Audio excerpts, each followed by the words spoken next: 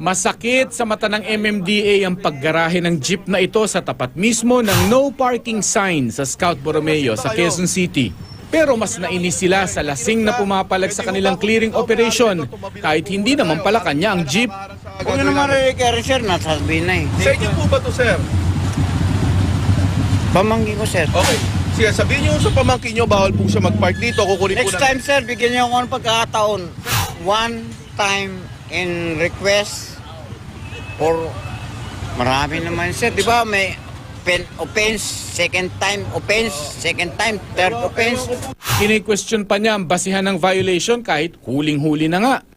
Yun ba ang batas? Batas po yun. Batas ba? O baka batas butas?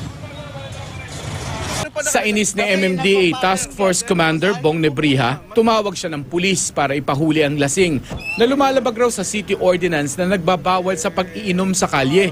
Hindi kami magnanakaw, hindi kami adik. Wala kami ginawa masama sa kapwa.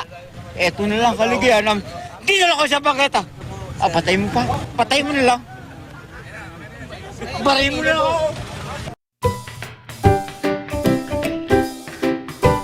To, mukhang good na good pa sa sobrang bilis magsalita. Tuloy po, nandito po ako, wala po mag-aasikaso, hindi na po kayang buhayin nung ina po nila dahil hindi po nila mamasokan lang din po, tsaka hindi na po kami magkakasama po dahil hiwalay na po kami nung kasama ko nung matagal na. Kabahan ka na, Glock 9.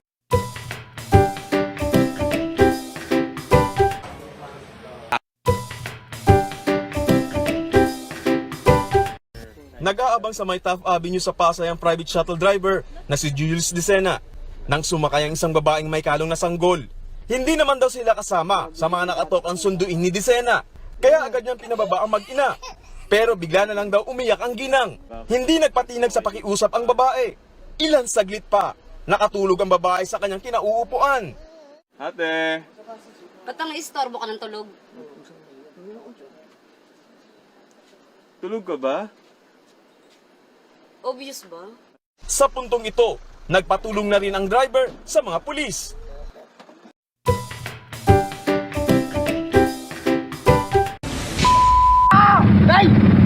Sa video ng MMDA Traffic Constable na si Jinggoy Oli, makikita ang galit na lalaking driver daw ng motor na nakabangga ng isang SUV kahapon ng tanghali sa Balintawak, Quezon City.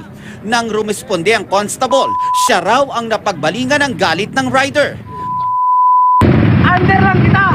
Nakilala siya bilang si Ryan Christopher Bautista, 25 anyos. Bigla na lang po niya akong pinagmumura, sabi po niya, pulis daw siya, under daw po niya ako. Tapos sabi niya, gusto mo, sampaling kita ng isang dangkal.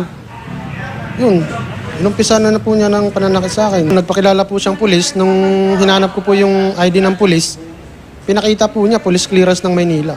Kwento ni Oli, sinuntok siya sa ulo ni Bautista na kinasuhan na at nakulong ngayon sa QCPD Station 3. Ryan, tingin ka sa akin. Sir, Anong nangyari? Tanong mo sa'yo, bakit mo sinapak yung traffic constable? Nakausap namin ang dalawang kasama niya sa selda na nagsabing sinaktan din daw sila ni Bautista. Pero ang asta ni Bautista hindi umepek sa mga pulis dahil nang ipasok naman daw siya kahapon sa kulungan. Matino daw ito at naging ganito lang nang matapatan ng kamera. Bukod sa kasong unjust vexation at direct assault, may ilang kaso pang maaaring kaharapin si Bautista.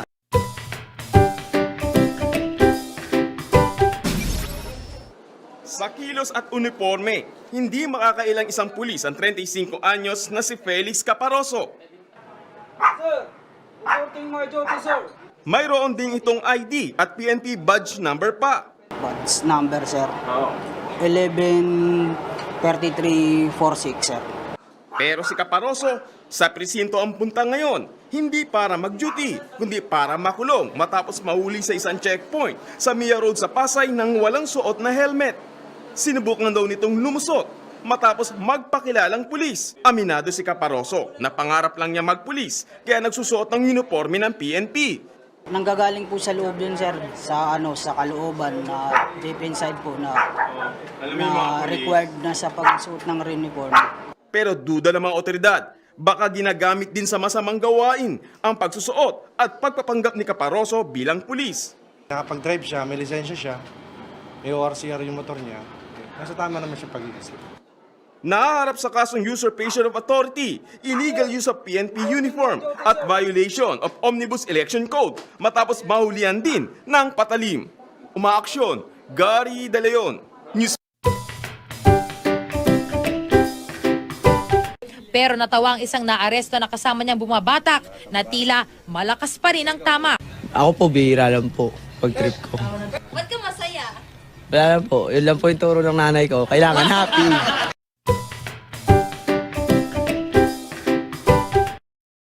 Credit card ng biktima. Hindi rin naitago ng sospek ang $100 na pasimple niyang inipit sa shorts. Mo tinago mismo sa brief mo? Sa may, dito lang ho. Pagilid. Malawa akong brief. Yan, ma'am.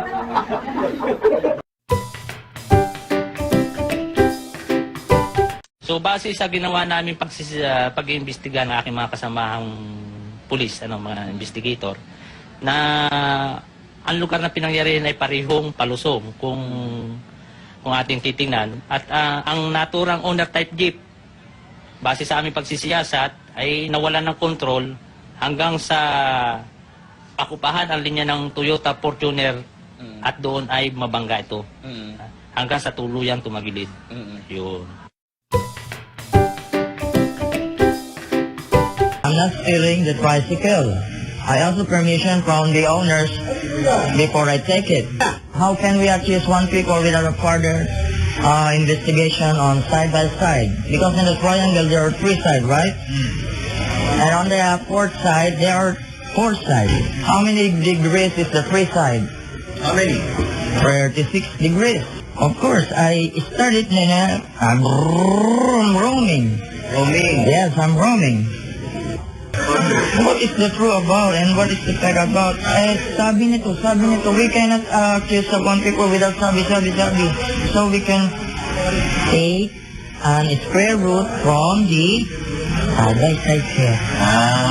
Dahil sa sobrang labo kausap ang suspect, hinala ng mga pulis, gumagamit ang suspect ng ibinagbabawal na gamot at maaaring naapektuhan na ang kanyang utak. Drugs. Yes, of course. I buy from the mercury drug.